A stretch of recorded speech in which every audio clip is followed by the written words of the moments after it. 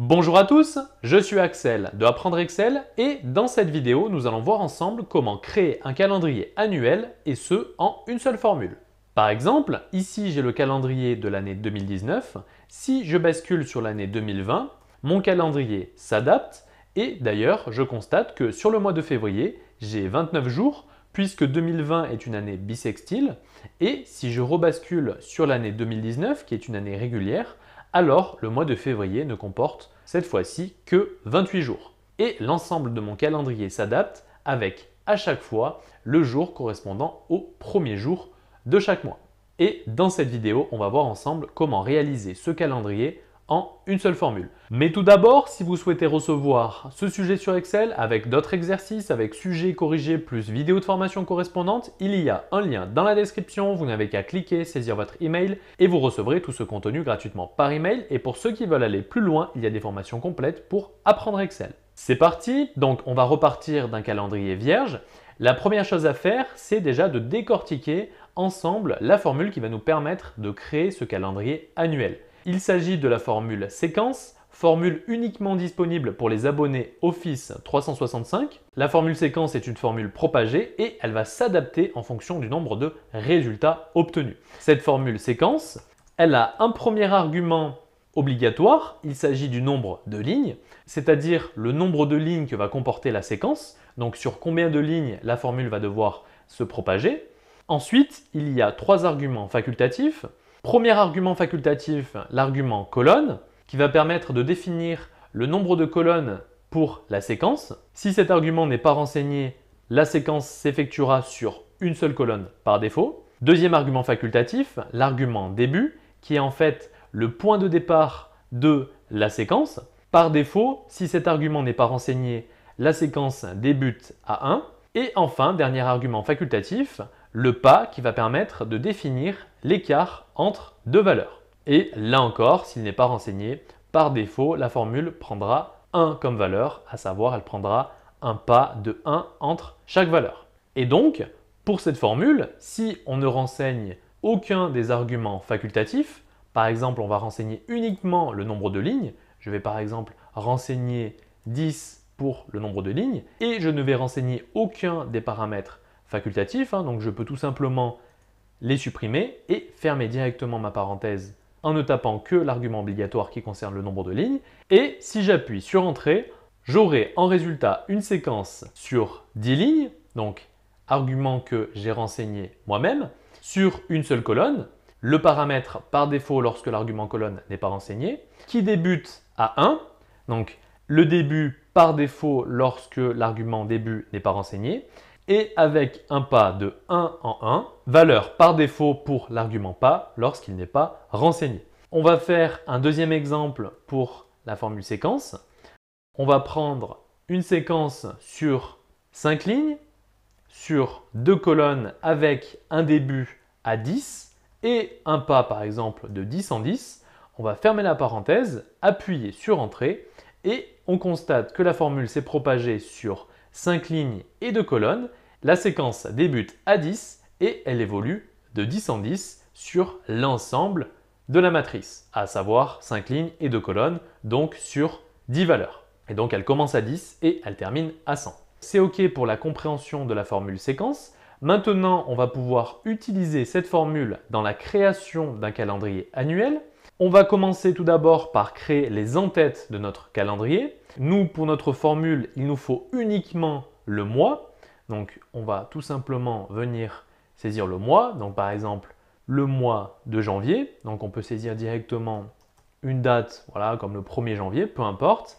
Et ensuite, on va venir simplement modifier le format de cellule pour que visuellement, on ait le mois en toutes lettres. Pour cela, on va cliquer sur Personnaliser et ici, il faut saisir 4 fois la lettre M pour avoir le mois en toutes lettres. OK. Et ici, pour avoir le mois en majuscule, il faut utiliser une police qui, par nature, est en majuscule.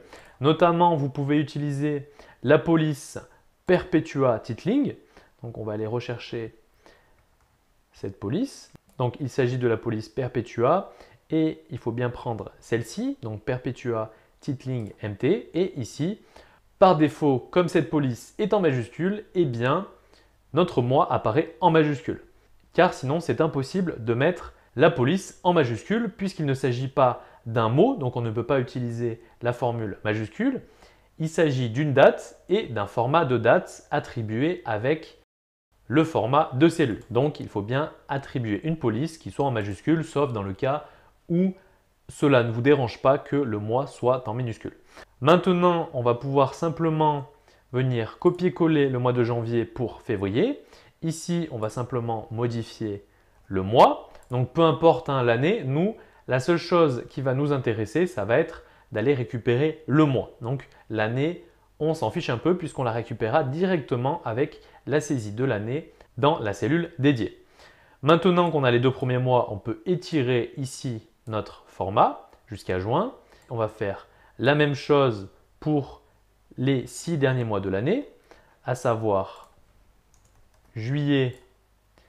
Ici, on va se déplacer sur août, qu'on va saisir manuellement, et on va pouvoir étirer nos mois jusqu'à décembre. Donc ça, c'est OK pour la saisie des en-têtes pour le mois.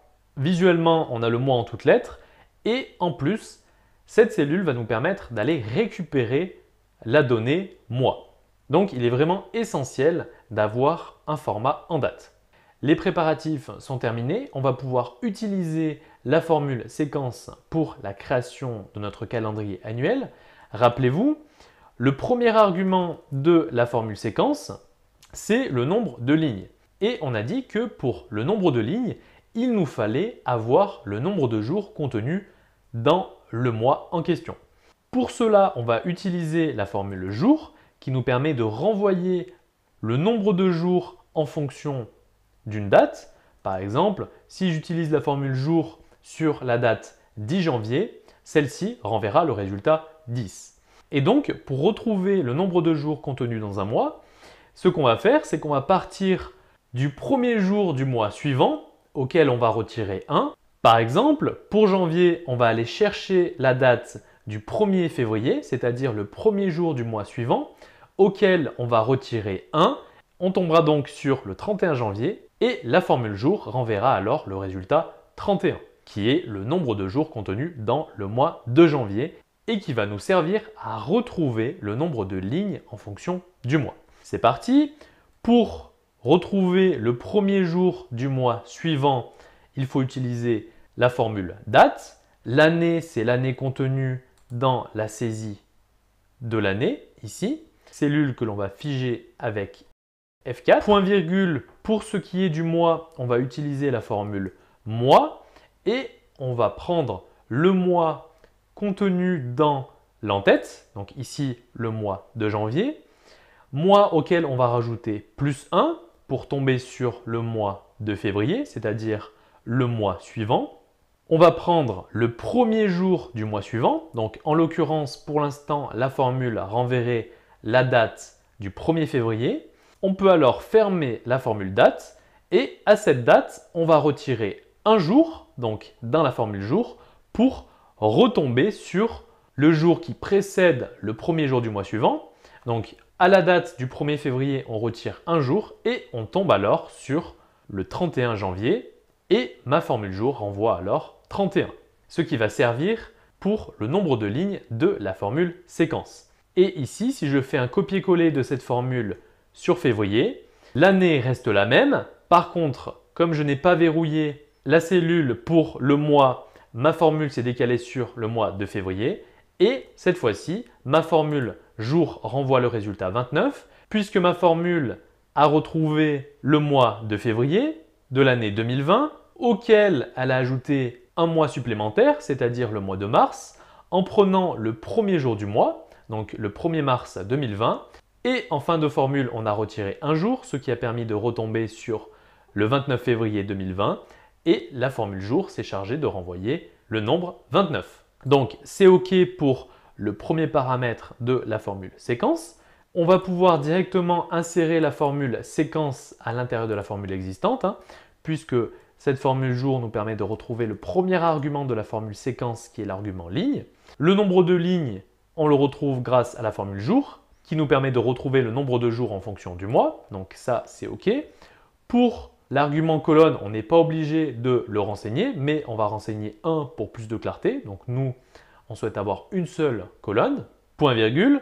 Pour le début, on va prendre alors le premier jour du mois concerné, en l'occurrence le 1er janvier. Et pour que cette date s'adapte en fonction du mois et de l'année, là encore, on va utiliser la formule date. Pour l'année, toujours, on va prendre l'année que l'on va saisir dans le calendrier. Donc la seule information qui va être modifiable, on va figer cette date avec F4. Point virgule. Pour le mois, on va utiliser la formule mois et on va venir récupérer le mois de l'en-tête. Ici, on va laisser la référence de cellule en relative, comme pour la première partie de formule avec la formule date, juste ici, pour que justement le mois puisse s'adapter en fonction de l'en-tête lorsque l'on va réaliser un copier-coller de la formule sur l'ensemble du calendrier. C'est OK pour le mois, donc on ferme bien la parenthèse de la formule mois.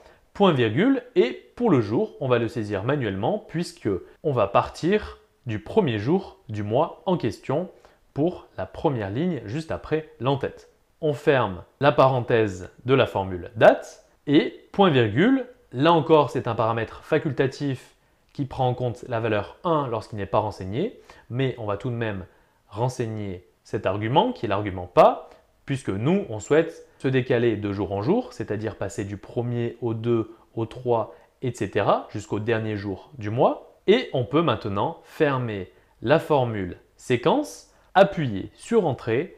Ici, on a nos résultats. On va simplement venir modifier le format de cellule, qui est actuellement un format en nombre. On va le passer dans un format date. On va donc effectuer un clic droit sur la cellule, puis cliquer sur Format de cellule. Ici, on va se rendre dans Personnaliser. Et par exemple, nous, on souhaite avoir le jour en toutes lettres ainsi que le numéro du jour correspondant. Pour afficher le jour en toutes lettres, il suffit de saisir 4 fois la lettre J et espace, on souhaite rajouter au jour en toutes lettres le numéro du jour correspondant. Donc soit un seul J, soit 2 J pour avoir pour les valeurs de 1 à 9 le 0 devant. On clique sur OK.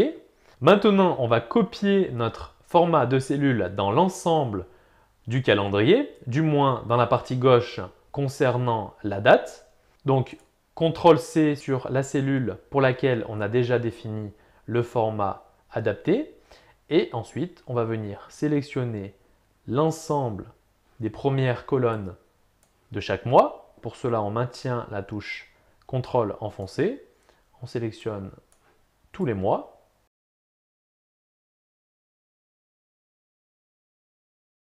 Une fois que c'est fait, on peut alors réaliser un clic droit sur une des cellules sélectionnées. Voilà. Puis cliquer sur Collage spécial et sélectionner la case Format, puis OK. Ce qui va permettre de copier uniquement le format de cellule. Et on voit qu'ici, on a le bon résultat qui apparaît. Alors ici, on va venir mettre un alignement à gauche, et ce pour l'ensemble des colonnes qui contiennent la date. Voilà, donc pas besoin de le faire pour les mois suivants puisqu'ils sont en dessous. Maintenant, il ne nous reste plus qu'à copier notre formule séquence pour avoir les dates sur chacun des mois de l'année. Et puisqu'il s'agit d'une formule propagée, on a uniquement besoin de copier la formule sur le premier jour de chaque mois. Pas besoin de sélectionner entièrement la colonne correspondant à chaque mois.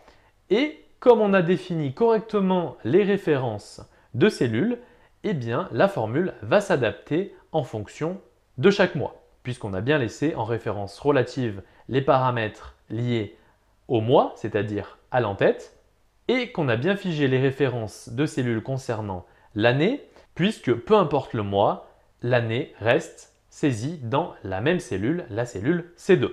Donc on peut copier notre formule, donc il faut bien copier la première cellule dans laquelle on a inséré notre formule, et je peux alors la coller dans l'ensemble de mon calendrier. Donc ici, je n'ai besoin que de sélectionner le premier jour de chaque mois.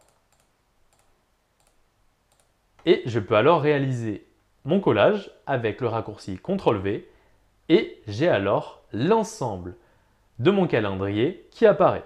Et ici, je peux contrôler, par exemple, pour le mois de mai, il se termine un dimanche 31 et le mois de juin commence un lundi 1er. Donc les valeurs sont bien correctes puisqu'elles tiennent compte à la fois du mois et de l'année. Donc voilà pour cette vidéo sur comment créer un calendrier annuel automatique sur Excel. Je me répète, si vous souhaitez recevoir le fichier Excel de cette vidéo, il y a un lien dans la description, vous n'avez qu'à cliquer, saisir votre email et vous recevrez ce fichier directement par mail. J'espère en tout cas que cette vidéo vous sera utile et quant à nous, on se dit à la prochaine.